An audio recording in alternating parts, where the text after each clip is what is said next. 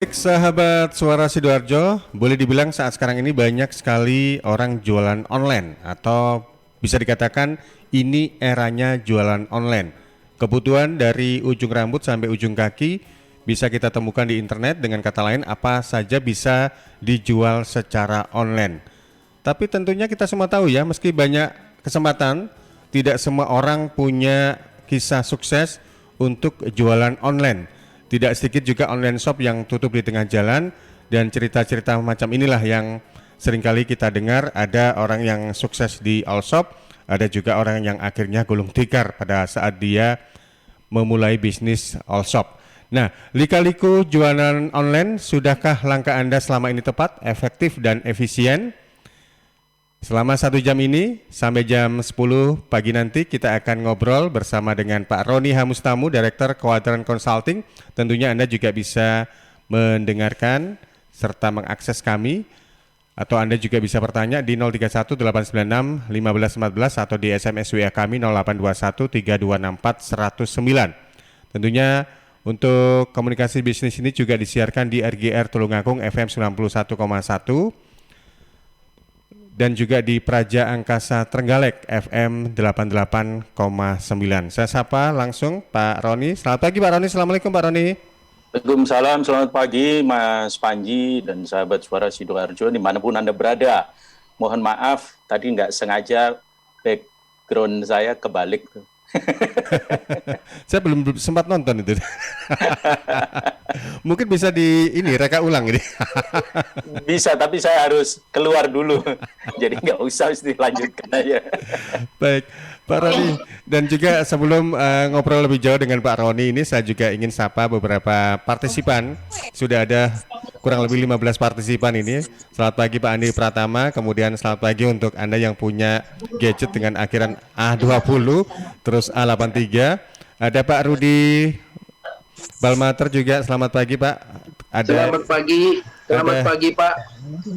Kemudian ada Ibu Sekarsari, ada Aviarina Widya Ismanto, selamat pagi. Kemudian yang punya gadget S6 Lite, selamat pagi untuk Anda. Kok gak diganti dengan namanya gitu ya. Kemudian ada Bu Tati Rohayati, ada Bu Mia, ada Rohman Dwipe, dan juga ada yang punya gadget dengan akhiran F11. Ada juga Mbak Devi.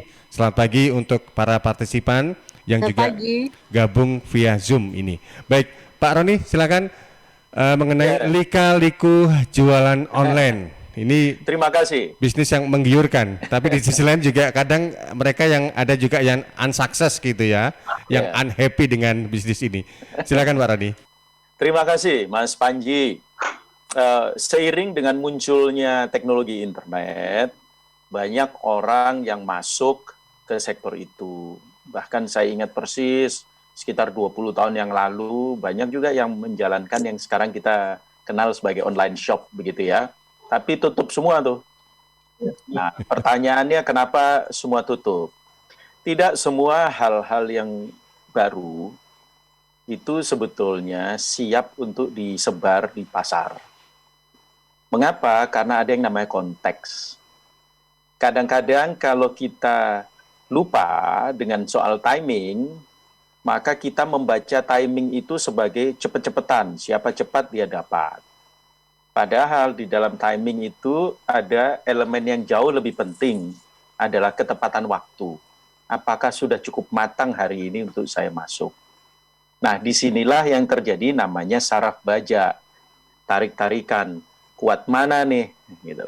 Nah, orang-orang tertentu modelnya trial and error. Itu adalah manajemen generasi pertama. Coba-coba siapa tahu berhasil, kalau gagal ya sudah, ini bagian dari risiko. Nah, apa yang kita diskusikan sampai dengan saat ini, sebetulnya adalah upaya untuk mengurangi risiko yang tidak perlu. Artinya kalau kita sudah tahu jalan buntu, ya nggak usah masuklah, cari jalan lain. Kira-kira itu Mas Panji. Nah, kedua, mengapa ada yang berhasil, ada yang tidak berhasil? Pertama tadi kan saya bicara soal ketepatan waktu. Yang kedua adalah karakter pasar. Nah, kalau ngomong pasar, kita secara tajam bicara tentang target segmen. segmen mana yang akan kita raih, siapa orangnya. Teman-teman sekalian mungkin masih ingat, dulu kalau sinetron itu suka pakai extreme zoom.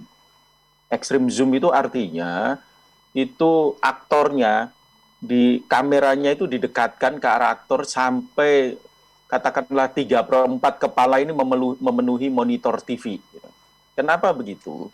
Karena karakter penonton, penikmat sinetron pada saat itu memang lebih banyak yang TV-nya kecil-kecil. Nah, beda dengan sepak bola. Kalau sepak bola itu satu lapangan terlihat semua. Nggak ada yang cuman kepalanya aja atau kakinya saja yang dilihat, tapi satu lapangan. Minimal ada beberapa pemain di dalamnya. Karena karakter orang nonton sepak bola adalah kalau dia punya alat atau monitor yang bagus, yang cukup besar, maka enak buat dia. Dia nonton di rumah. Tapi kalau TV-nya terlalu kecil, dia akan memilih pergi ke warung atau kafe atau ke hotel untuk nobar.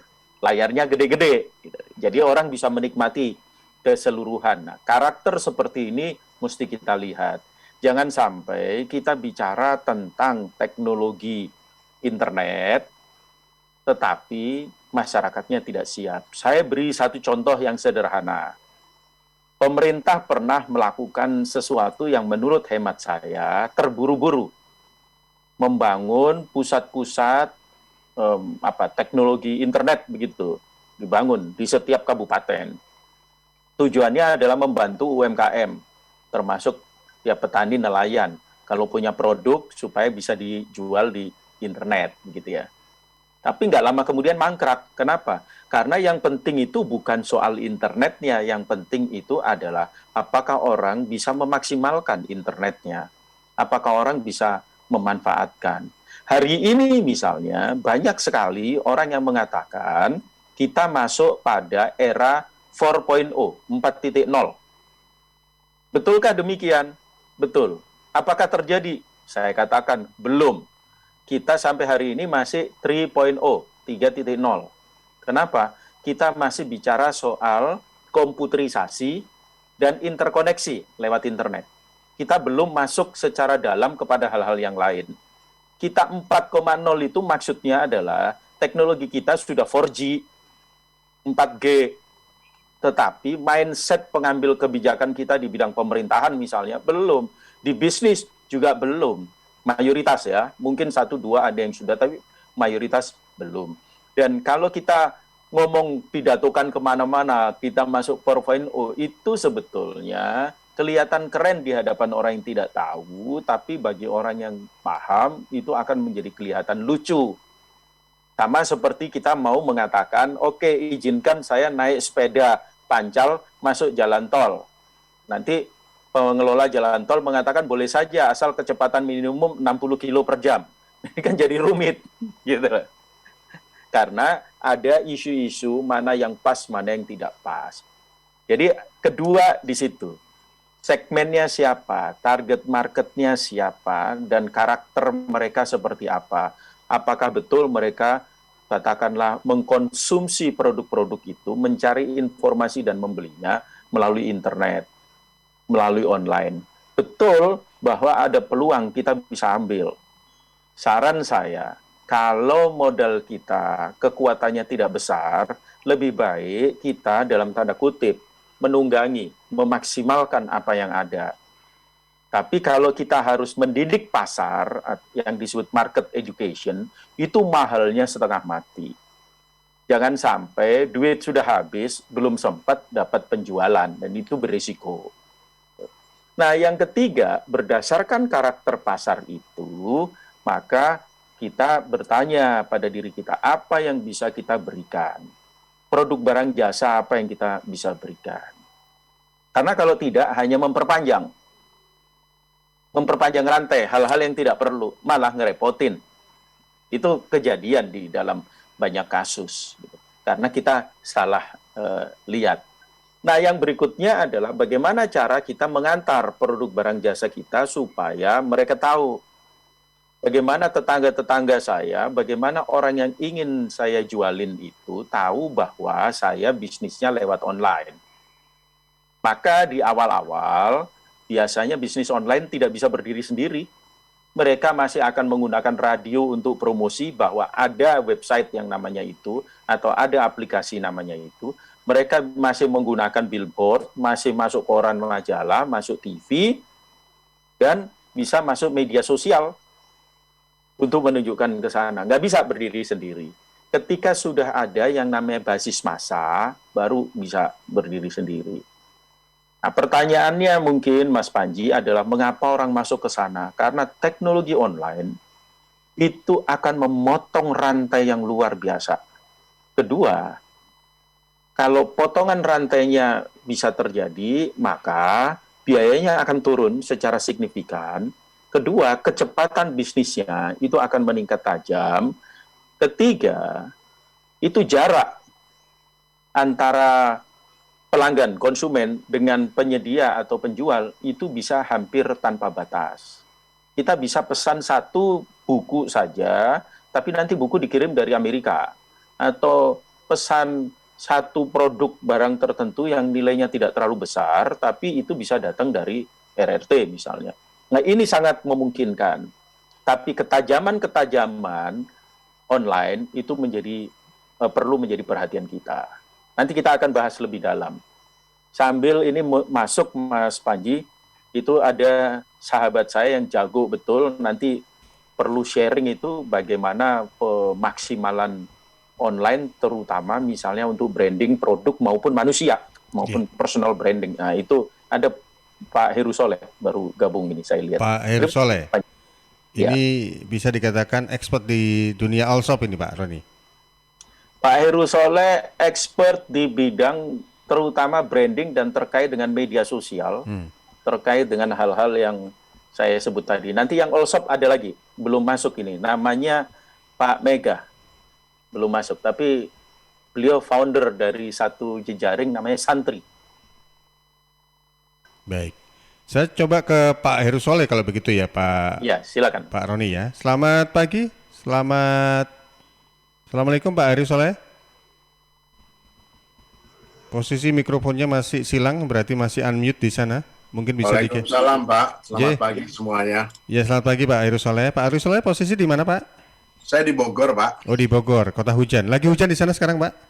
Sudah hampir seminggu nih Pak, nggak hujan, panas sekali di sini. Kalau ingat Bogor saya jadi ingat asinannya di sana ini yang mantul. Asinan, toge goreng atau apa aja yang kuliner di Bogor masih ada semua Pak. Betul.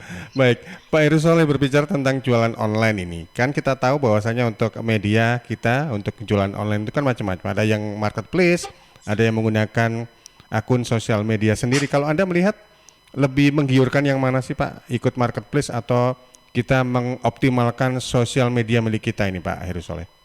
Betul. Tadi mungkin Mas Roni sudah banyak bicara ya. Saya agak terlambat ini datangnya. Mohon maaf. Yang pertama memang kalau bicara tentang online shop itu sebenarnya bisnis kecil tapi value-nya besar. Mungkin Mas Roni sudah cerita tadi ya. Bahwa rupiahnya memang kecil-kecil. Tetapi kata kuncinya adalah kalau bicara online itu karena kita adalah customer to customer direct gitu ya, kita harus siap pada sisi customer satisfaction-nya, itu yang paling penting sebenarnya. Dan dimanapun platform itu memang punya konsekuensinya.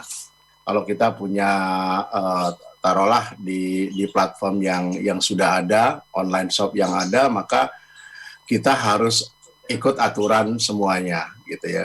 Bahkan dalam penetapan harga pun itu juga ada aturan di dalam online shop. Ketika di media sosial ya pasti itu lebih luas lagi karena platformnya lebih terbuka dan siapapun boleh komentar, risikonya bahwa ada pesaing yang tidak suka akan diklaim produk Anda tidak bagus atau segala macam. Dan itu akan punya effort tersendiri ketika kita harus mengcounter itu semuanya. Gambaran sederhana memang yang di sosial media hitungannya memang tidak terlalu mahal, walaupun memang dibilang tidak gratis. Kalau toh memang yang menggunakan gratis, ya otomatis dapatnya juga nggak banyak. Di media sosial ataupun di online shop, itu tergantung dari kuncinya di produk itu sendiri, Pak. Jadi sekali lagi tetap kita bicara tentang produk, apa yang kita janjikan kepada konsumen, apa yang kita deliver, apa yang dia rasakan, itu menjadi titik utama ketika kita jualan online. Dan ketika kita fail di salah satu, mulai delivery, barang cacat di perjalanan, atau barang tidak sesuai dengan ekspektasi, itu pasti bermasalah gitu ya. Jadi ini yang teman-teman yang belajar online atau yang sudah punya online, mungkin yang namanya rejuvenate produk, rejuvenate services, itu selalu terus menjadi utama. Saya dulu di digital media dan saya pernah mendevelop dengan teman-teman itu aplikasi.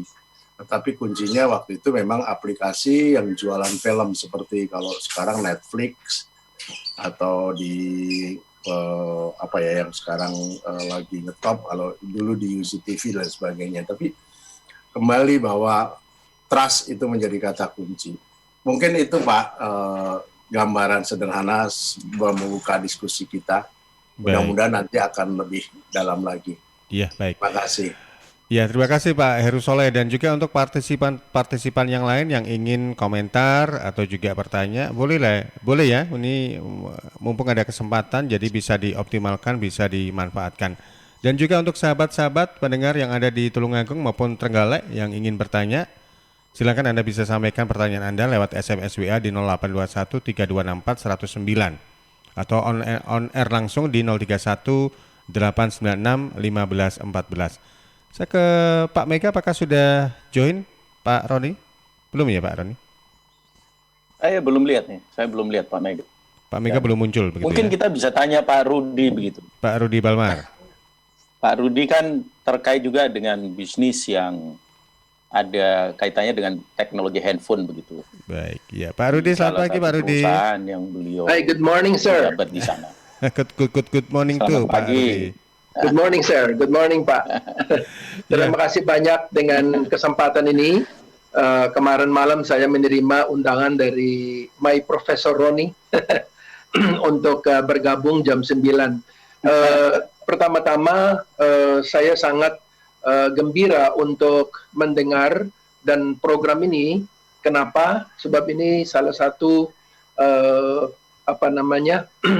kesempatan untuk juga melatih dan memberitahukan kepada para teman-teman betapa penting sekarang mengenai online marketing. Saya hanya sebagai direktur dan terlibat dalam beberapa TBK. Sebenarnya saya lihat kalau saya menelaah mengenai sales performance atau mengenai omset, saya lihat sekarang yang menonjol selama 6 bulan ini adalah online sales. Tapi kalau saya lihat memang mereka mengembangkan online berdasarkan pertama-tama dari grup, particularly especially yang mengenai milenial. Mereka mencari grup untuk expose mengenai consumer products. Sebab pada saat ini sekarang tantangan berat, mall pada saat ini di Jakarta boleh katakan sepi pada saat ini. Tapi mereka memakai sebagai display mengenai their products. Dan kalau saya lihat omset mereka selama 3 bulan yang lampau ini, mereka memang online sales sangat besar. Dan kebetulan bisa 5 kali dibandingkan dengan tahun yang lalu. So, jadi menurut saya sih, memang para pengusaha harus memikirkan mengenai online, dan sekarang sudah banyak startup companies yang mengundang beberapa consumer products investor untuk mengikuti online marketing. Itu sangat berguna bagi mereka untuk meningkatkan omset. So jadi saya sebagai orang uh, orang direktur yang memeriksa mengenai sales performance, saya lihat akhir-akhir ini online performance is sangat berguna bagi mereka dan profitability level lebih besar daripada di traditional, because di traditional marketing harus kita bayar rental, beberapa expenses, electricity, etc. Dan saya dengar dari Filipina, mall and department store itu dipakai sebagai hanya warehouse dan mereka kejar banget mengenai online promotion. So ini sangat berguna dengan topik yang ditangani hari ini supaya pengusaha-pengusaha itu bisa ada experience or learning tentang betapa penting mengenai online marketing. Thank you very much. Dan nanti saya ada meeting online, so saya nggak bisa continue my participation, but inilah my contribution for you. Thank you very much. Iya, ya sebelum Pak Rudi meeting ini, saya ada pertanyaan yang menggelitik. Tadi sempat Pak Rudi mengatakan bahwasanya income untuk bisnis online ini ternyata melebihi dari offline. Kalau boleh di breakdown itu lebih yang paling banyak demand-nya itu yang apa ini Pak Rudi? Apakah consumer good, F&B, atau ada produk-produk yang lain begitu? Oh, salah satu klien saya sekarang yang tangani adalah berkecimpung mereka dengan consumer goods. Mereka pada umumnya adalah mengenai consumptions on, like for example, shoes business, garments, and beberapa kebutuhan dari the millennials, begitu Pak. So saya lihat mereka sekarang biasanya mereka punya 20 outlet, but oleh karena beberapa mall ini ditutup, tapi mereka sekarang oleh karena sudah masuk dengan online, jadi omset-omset yang mereka kurang pada tahun yang lalu ketutup dengan significant increase on sales on online, Pak. So these are the products yang biasanya related to consumers product, Pak. Begitu, Pak. Baik, Pak Rudi ada pertanyaan lagi ini. Sekarang ini kan yang sudah punya bisnis offline sudah bergeser untuk juga expand ke bisnis online. Nah pertanyaannya sekarang adalah ketika orang yang sudah masuk di bisnis online dan mereka sudah sukses di sana ya, apakah perlu juga harus incas di bisnis offline, misalnya buka outlet, buka toko, ataukah perlu hanya di online saja tanpa harus ke offline, atau dua-duanya ini yang perlu dilakukan ini Pak Rudi? Saya rasa begini Pak, ini klien saya semacam sharing Pak ya. Pertama-tama, sebelum pandemik, mereka sebenarnya salah satu biaya yang paling besar itu adalah rental of space, sewa. So, jadi sekarang kalau saya lihat beberapa mall ini sudah ada significant discounts, ada 40 atau 50% discounts. Tapi mereka masih mempertahankan, sebab ini, kadang-kadang location, Pacific Place, Pondok Indah Mall, bla bla bla. So, itu ada juga additional value, nilai kepada consumers. Kan gitu. Jadi mereka, seperti tahun yang lalu memiliki mungkin 15 atau 10 orang per outlet. Nah sekarang cuma mungkin 6 orang. Sebab ini kan mall juga punya peraturan, jangan terlalu banyak Pak, gitu Pak. So mereka mempertahankan, tapi semacam also part of their promotion. Tapi oleh karena ada significant discounts on rental, and then also mengenai expenses, mengenai traveling cost dan lain-lain, mereka sekarang sudah menunjukkan bahwa ada level of profitability untuk online Pak. Begitu Pak. So, jadi ini semacam mixture. But saya rasa pengusaha harus memikirkan mengenai strategic warehouse location. Kalau memang online marketing ini akan kita kejar, kita harus memikirkan strategically beberapa kota-kota yang strategik untuk kita punya location di mana kita bisa juga, because online marketing salah satu keunggulannya is the quality of the service, timeliness, fast delivery, supaya customer is very happy gitu Pak. So jadi ini juga salah satu area yang harus dipikirkan oleh para pengusaha yang berkecimpung dalam bidang consumer goods. Begitu Pak, pemikiran saya. Baik, di sisi lain juga untuk bisnis online ini kan bisa memangkas biaya-biaya lain begitu ya Pak Rudi Ya, ya? Pak. Baik, Pak Rudi dan juga Pak Roni serta partisipan yang lain, kita rehat dulu ya, nanti kita akan kembali sesudah beberapa pesan berikut ini. Suara Sidoarjo, lembaga penyiaran publik lokal pemerintah Kabupaten Sidoarjo. Pilgub bermartabat, Sidoarjo hebat.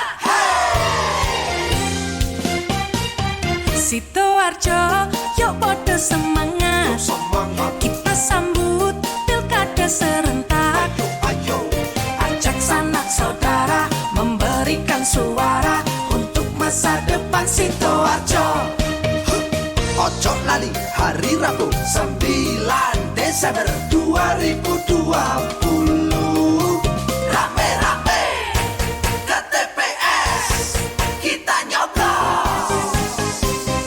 Yuk warga Sidoarjo pakai hak pilih kita untuk milih bupati dan wakilnya. Sukseskan pilgub langsung, umum bebas rahasia, jujur adil serta bermartabat. Yuk warga Sidoarjo pakai hak pilih kita untuk milih bupati dan wakilnya. Sukseskan pilgub langsung, umum bebas rahasia, jujur adil serta bermartabat.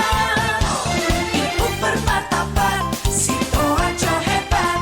Pilgub bermartabat, Sidoarjo hebat.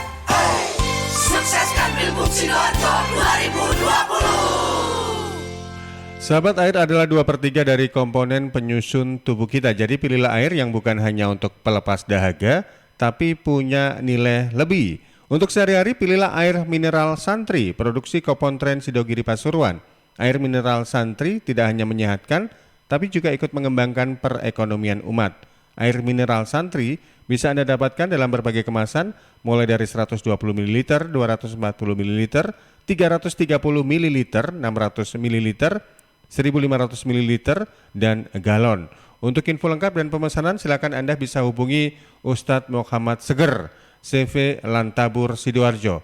Telepon 0821 304 0289, 0821 304 0289. Distributor air mineral Santri wilayah Sidoarjo ada di Jalan Sawo RT 3 RW 1 Plumbungan Sukodono Sidoarjo.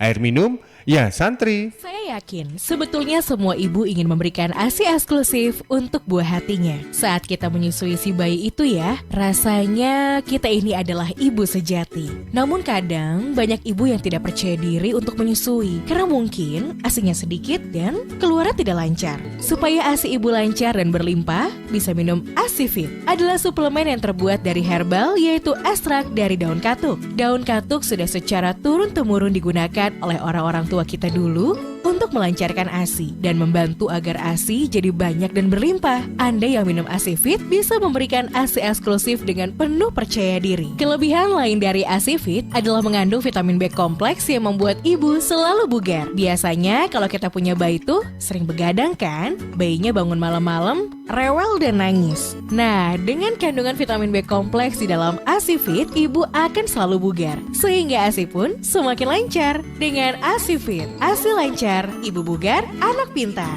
Ayo, dukung ASI eksklusif. Holding close, holding tight.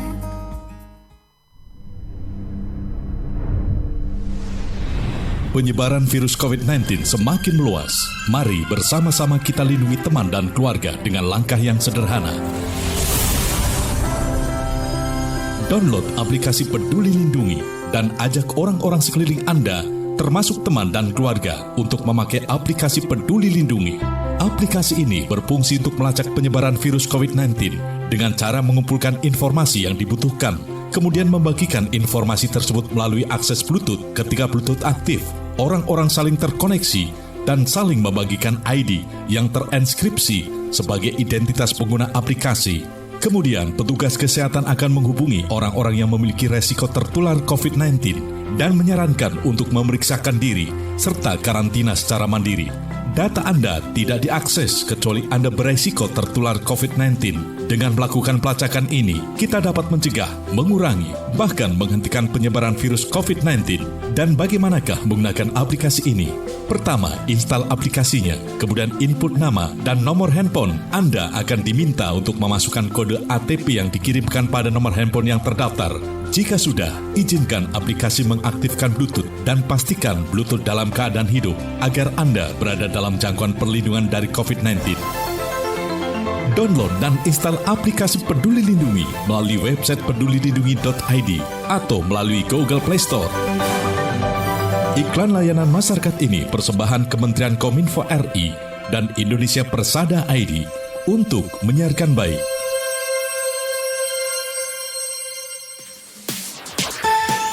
News, Talk, and Music Hits. Suara Sidoarjo. Your multi-platform radio. Ya sahabat, masih di komunikasi bisnis dengan tema kita lika-liku jualan online. Sudahkah langkah Anda selama ini tepat, efektif dan efisien? Masih bersama Pak Roni H. Mustamu, Direktur Quadrant Consulting, dan juga kami ini juga via Zoom. Ada juga banyak partisipan ini yang juga ikut memantau komunikasi bisnis lika-liku jualan online. Baik, Pak Roni, saya izin ke redaksi dulu karena ada beberapa pertanyaan ini yang sudah disampaikan ini.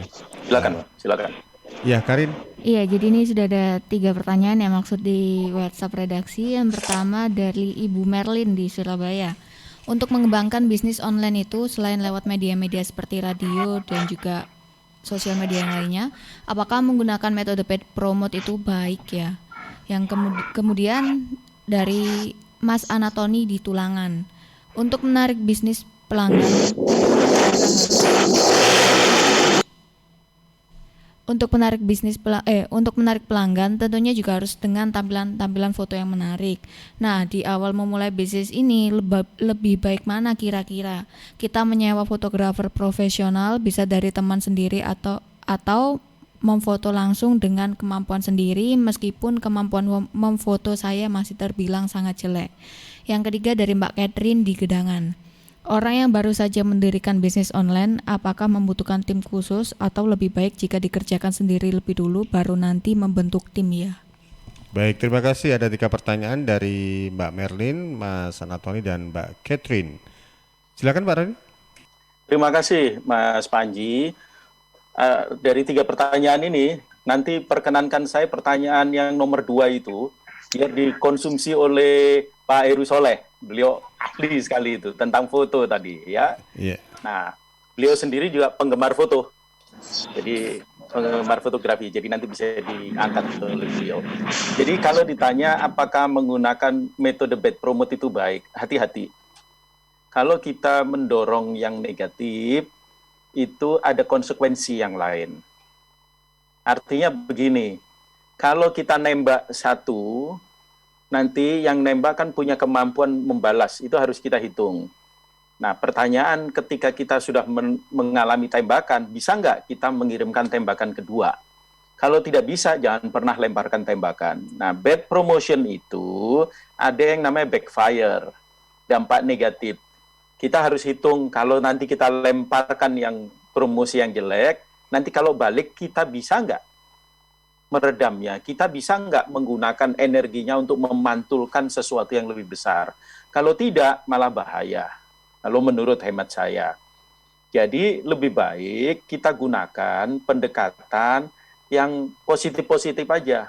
Barangkali yang dimaksud oleh Ibu Merlin ini adalah menjadi berbeda. Ketika semua bermain di online, maka pertanyaan bagaimana produk saya bisa dilihat? Maka tampilkanlah secara berbeda. Berbeda konsepnya, berbeda produknya, berbeda namanya bahkan. Nah, ini sudah masuk misalnya Pak Mega, nanti beliau mungkin bisa sharing tentang santri. Kenapa pakai nama santri dan sebagainya. Nah, itu sesuatu yang bisa kita lihat. Yang kedua, dari Gedangan tadi ya, kita sejak awal perlu tim khusus atau sendiri, itu bergantung. Saran saya begini, yang penting adalah efektif. Gampangnya, kalau saya bisanya hanya membuat rujak cingur dan saya satu-satunya tempat yang saya punya adalah beranda di rumah saya yang di dalam gang misalnya, maka saya lakukan saja. Tapi saya lakukan secara konsisten. Karena kalau saya mengikuti buku-buku manajemen pemasaran yang tebel-tebel itu, nomor 1 syarat lokasi adalah syarat bisnis adalah lokasi yang strategis. Nomor 2 lokasinya, nomor 3 lokasinya. Kalau saya nggak punya apa-apa, nggak mungkin bisa menyewa lokasi yang baik. Maka saya jalanin aja. Tetapi saya punya konsistensi, punya komitmen pada kualitas yang baik. Baik kualitas produk maupun layanan. Nah, secara bertahap akan muncul yang namanya positive words of mouth. Suara dari mulut ke mulut. Getok tular yang akan luar biasa, akan mendukung. Jadi, kalau misalnya kita punya dukungan tim khusus, kalau ada sejak awal dan kita sanggup, nggak apa-apa, pakai saja. Kan sekarang ada banyak teman-teman yang menggunakan pendekatan sederhana. Saya bantu nggak usah bayar, tapi nanti kalau ini sukses, saya harus kecipratan, saya harus menjadi bagian dari bisnis ini. Nggak apa-apa. Saya punya teman kuliah dulu di negara lain, dia membuka bisnisnya itu sangat sukses, kemudian dia mulai buka yearbook, buku alumni.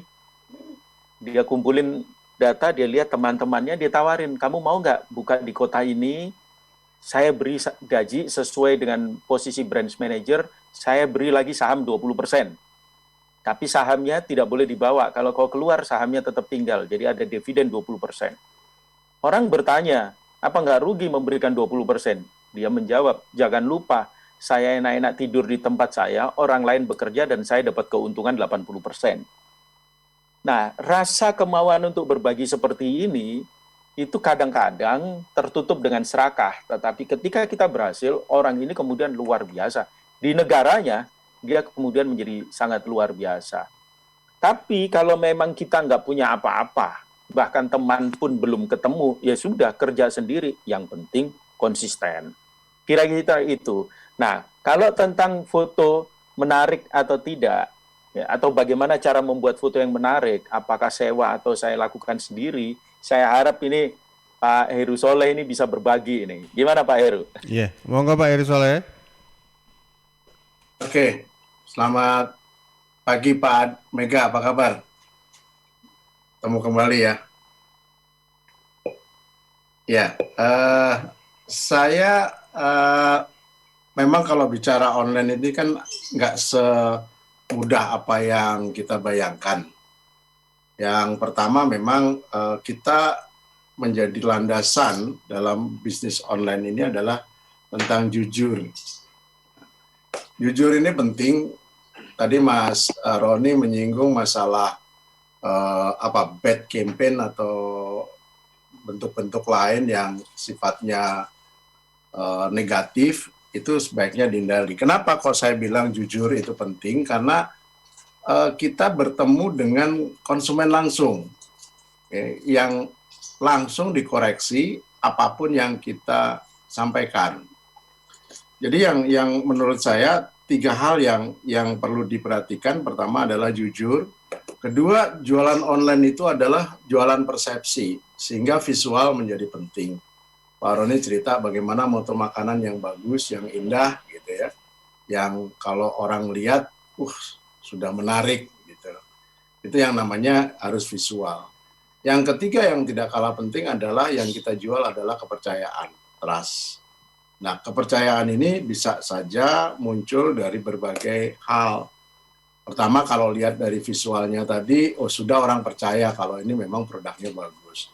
Rujak cingur kalau di foto ditampilkan dengan bagus, yang tidak melebih-lebihan. Kalau misalnya kalau di personal itu kan pakai 360 gitu kan, saya menjadi cantik kan nggak lucu gitu loh. Jadi menurut saya tetap harus jujur gitu. Kalau tahu wajah tidak harus secantik yang luar biasa, yang jauh dari aslinya. Jadi makanan pun ditampilkan secara visual dengan baik. Nah, kemudian yang perlu ditambahkan di sana, kita bikin dokumentasi dari proses. Proses itu menjadi penting untuk menjalin atau menambahkan trust tadi. Proses pembuatan produk kita, terutama makanan, itu menjadi daya tarik sendiri. syukur-syukur kalau kita bisa menampilkan secara visual dengan tenaga videografer yang bagus, itu mungkin angle-angle-nya bisa memperlihatkan bahwa proses ini dibuat dengan benar dan baik. Ya. Yang berikutnya dari trust tadi bisa saja dari testimoni. Teman-teman, saudara-saudara yang sudah menggunakan produk kita tanyakan bagaimana testimoninya. Dan ini sudah hal yang sudah sering kita lihat di berbagai produk online. Yang terakhir adalah yang lagi tren itu kan sebenarnya Instagram dengan menjadi endorse dari produk-produk, atau kalau dulu dalam istilah marketing disebut dengan brand ambassador. Nah, ini yang kita mesti bangun. Prosesnya nanti banyak, misalnya tentang visual, tadi Mas Roni bicara tentang teknik, ya teknik mengambil gambar. Sekarang teknologi tidak harus punya kamera yang besar atau kamera DSLR dan sebagainya, tapi mengambil gambar dengan angle tertentu hasilnya juga bagus dengan smartphone yang ada. Gitu. Nah, kalau kuncinya mengambil gambar, tadi Mas Roni sudah menyinggung sedikit, kuncinya kan sebenarnya adalah fotografi. Jadi fotografi itu kan sebenarnya lebih menggambar dengan sinar. Jadi jangan lupa kalau Anda memotret produk atau apapun, yang paling penting adalah pencahayaan sinar. Itu yang paling penting. Jangan dipaksakan di ruangan untuk memotret produk, sayang gitu. Kalau pagi hari atau siang hari di luar itu jauh lebih bagus. Kalau memang dibutuhkan lampu, misalnya lampu-lampu untuk membuat produknya itu lebih bright, lebih cemerlang atau lebih indah, ya gunakan lampu-lampu yang dibutuhkan untuk itu. Gitu. Jadi kuncinya adalah kalau motret produk adalah sinar. Jadi jangan dipaksakan, misalnya sinarnya gelap, motret barang di sini gitu. Janganlah, sebaiknya memang harus ditata lebih baik. Gitu. Yeah. Nanti kalau ada kelas motret produk, bolehlah saya ikut itu, Mas Roni. Mungkin gambarannya itu, Mas Roni. Baik. Kalau tadi disinggung sedikit tentang visual atau fotografi, mungkin bisa dilihat di beberapa, yang paling gampang sih meniru lah. Paling gampang itu meniru. Oh, kalau motret makanan itu seperti apa sih? Gampangnya lihat aja di beberapa Instagram yang kuliner itu, meniru aja dulu lah. Oh, ini dari sini, ini dari sini. Ada referensi Pak Heru Soleh di mana? Mungkin bisa menjadikan contoh begitu? Banyak ya teman-teman, kalau di Pinterest itu juga banyak produk-produk kuliner yang difoto. Kemudian kalau teman ya mungkin Mas Darwis Triadi itu salah satu yang suka menggunakan fotografi untuk makanan. Di IG beliau itu banyak, dan dia juga buka kelas untuk pemotretan produk-produk. Banyak kok di teman-teman di IG gitu tentang produk kuliner gitu, bisa aja Mas. Jadi nanti bisa dipelajari bagaimana, oh kok jadi angle-nya bagus ya gitu. Baik. Terus nanti apakah perlu pakai model atau tidak gitu ya, tergantung. Kalau misalnya produknya adalah baju atau pakaian atau fashion, sebaiknya dipakai di model. Karena model itu akan membantu untuk membayangkan, oh kalau saya badannya seperti ini, saya pakai baju ini, kira-kira akan cantik seperti ini. Gitu. Jangan sampai misalnya beli baju fashion atau jual baju gitu, cuman di hanger atau digantung gitu. Sebaiknya dengan model. Makanan jika perlu dengan model, tetapi jangan modelnya yang dijual, tapi makanannya tetap yang dijual. Modelnya hanya sebagai pemanis begitu ya Pak Heru ya? Pemanis. Karena bukan modelnya yang dijual, ini makanannya. Iya, yang dijual. Baik, saya ke Pak Mega ini. Pak Mega, selamat pagi Pak Mega.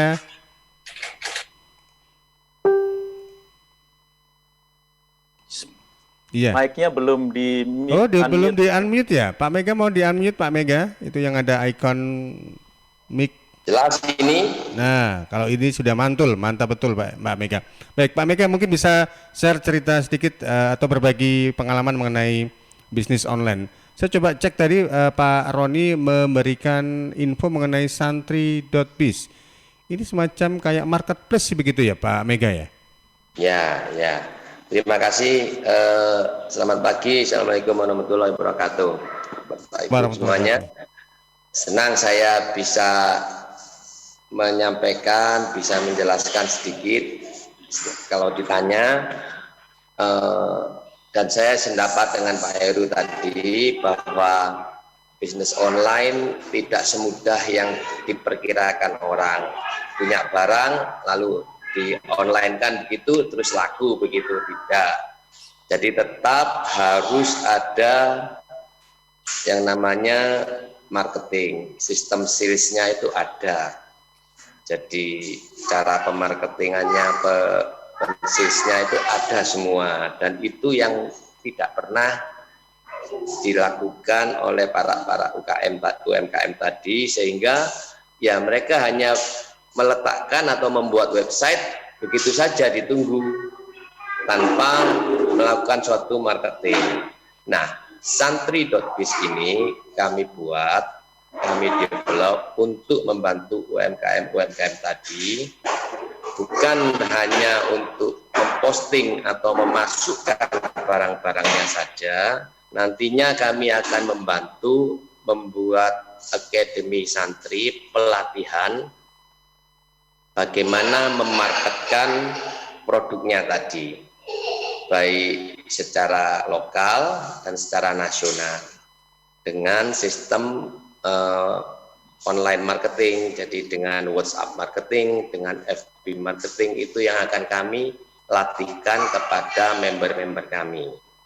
Jadi di Santri.biz ini bukan hanya memposting, meletakkan saja, tapi kami melatih para UMKM ini supaya laku produk barangnya gitu. Iya, Benar, Bapak. Pak Mega, mohon maaf, Dikatakan, saya potong sebentar ini karena waktunya juga terbatas. Lebih enak mana Pak, ketika seseorang terjun ke bisnis online, itu lewat marketplace atau lewat akun sosmednya sendiri, Pak? Nah, lewat mana? Jadi dua-duanya sama, Pak. Di Santri.biz ini nanti bukan hanya marketplace, nanti member itu akan kami beri juga suatu ruang, suatu page untuk memposting, tidak hanya memposting tapi juga toko online-nya itu ada. Jadi menjelaskan secara deskripsi daripada produknya, mendeskripsikan background dari UMKM-nya itu ada. Jadi bukan hanya marketplace meletakkan barangnya saja, tetapi juga bisa membuat website yang memang kami siapkan untuk supporting member itu, gitu Pak. Jadi mana yang lebih bagus, sama-sama bagusnya Pak, begitu. Ya, baik. Jadi cuman umumnya orang saat ini mencarinya akan lewat marketplace Pak. Tapi kami tahu kalau sudah ada trust, sudah ada percaya, masuk pada toko online-nya. Jadi di Santri.biz, member kecuali marketplace barangnya diposting di sana, juga ada tambahan untuk page produk perusahaannya, gitu Pak. Ya. Iya, jadi di marketplace itu juga related dengan website online masing-masing begitu ya Pak Mega ya? Betul, ya. Baik. Ya, terakhir saya ke Pak Roni. Pak Roni, terakhir Pak Roni. Mengingat waktunya terbatas, lika-liku jualan online. Monggo Pak Roni. Terima kasih Mas Panji dan sahabat Suara Sidoarjo dimanapun Anda berada. Pertama, kalau kita mau bisnis, mohon diperhatikan mau online atau tidak online, itu sama. Siapa yang akan menjadi calon pembeli kita pelajari karakternya, kita pelajari kebutuhannya, kita pelajari keinginannya. Ketika sudah tahu, maka kita tanya, kalau mereka yang seperti itu, apa yang bisa kita sediakan? Baik bisnis kita barang atau jasa. Jadi bukan dibalik. Kalau dibalik, berarti saya punya apa itu yang akan saya jual. Itu risikonya adalah kadang-kadang kita harus mendidik pasar. Kalau tidak mendidik pasar, berarti kita akan cenderung menjual apa yang sudah ada di tempat lain. Namanya me too. Saya juga punya. Nah, itu peluangnya jadi follower sangat besar. Nah, yang ketiga, itu adalah bagaimana caranya mereka supaya tahu. Ketika ada yang kondisi menjamur, istilah kerennya proliferasi, maka produk barang atau jasa kita harus tampil berbeda. berbeda yang bermakna di hadapan calon pembeli. Contoh, kalau semua toko lampu itu bunyinya namanya cahaya dan sinar, jejer-jejer ada 100 toko lampu, maka jadinya generik. Orang akan mengatakan saya beli dimanapun nggak masalah. Segenerik seperti Anda pergi ke pompa bensinnya Pertamina. Anda nggak pernah tanya ini punya siapa. Pokoknya ada logo Pertamina, Anda beli aja di situ. Hal yang seperti ini berarti ada risiko. Nah, kalau menjadi generik, itu kemudian jadinya tinggal pada posisi kita lagi beruntung apa nggak beruntung. Kita tidak bisa menarik dengan sangat baik. Arahnya ke sana. Nah, untuk itu kalau kita sudah berbeda, maka akan menarik perhatian mereka. Nah, setelah mereka tertarik, mereka melihat bagaimana kita membangun supaya mereka itu berminat. Membuat orang tahu produk kita gampang, membuat orang mau mencoba itu sulitnya setengah mati. Sebelum pandemi COVID, di mall itu banyak pujasera. Bayangkan orang sampai nawari makanannya untuk diincip, itu jalan itu pengunjung mall nggak mau ngincip gitu. Diberi gratis itu nggak mau. Kenapa? Karena semakin semua orang melakukan hal yang sama, justru menjadi tidak tertarik. Hati-hati, ketika semua orang menawarkan bakpao, maka bakpao menjadi tidak menarik. Maka tawarkanlah pia Jogja. Gitu. Ketika orang ngomong bakpao semua ya Anda sesuatu yang berbeda, tetapi perbedaan yang bermakna itu penting. Dan itu harus didiskusikan. Kalau saran saya selalu bertanya kepada calon pembeli, Anda maunya apa? Makanya tadi saya kan orientasinya pada konsumen. Nah, dari sana baru kita bisa dorong dia untuk kemudian mau mendekat. Dia ambil keputusan untuk membeli. Actionnya di sana, tindakan diambil. Karena kita tidak mungkin meminta orang melakukan lompatan. Kira-kira itu. Nah, di dalam proses membuat menarik, tadi sudah disebut, foto, ukurannya, angle-nya, kualitasnya, misalnya. Tidak mungkinlah kita jualan online, ada 20 produk disatukan dalam satu foto. Munculnya kecil-kecil, terus dilihatnya dari handphone. Nggak menarik sama sekali. Kecuali kita sudah terkenal, dan orang tahu. Atau kecuali kita adalah satu-satunya penyedia barang itu, nggak ada yang lain. Nggak apa-apa, no other choice. Tapi ketika ada persaingan ketat, maka kita harus tampil berbeda dan perbedaan yang bermakna. Baru kita bisa jualan. Itu Mas Panji. Ya, baik Pak Roni dan juga untuk partisipan yang lain, terima kasih. Dan materi dan juga tema kita lika-liku jualan online ini juga mungkin bisa menjadi sebuah inspirasi bagi mereka yang sudah ada di bisnis online atau yang akan mau terjun ke bisnis online ini. Dan ngomong-ngomong untuk Mas Heru Solo ini dapat salam ini dari Direkturnya Suara Sidoarjo Mas Haris Widoyoko. Baik, terima kasih Pak Roni dan juga untuk semua partisipan yang lain. Sukses salam untuk Anda, salam sehat untuk kita semuanya. Terima kasih, selamat pagi, Assalamualaikum. Waalaikumsalam. Sidoarjo, Lembaga Penyiaran Publik Lokal Pemerintah Kabupaten Sidoarjo. Ya sahabat, demikian tadi komunikasi bisnis lika-liku jualan online bersama Roni Hamustamu, Direktur Kewatran Consulting yang juga bisa Anda dengarkan di RGR Tulungagung FM 90,1 dan Praja Angkasa Trenggalek FM 88,9.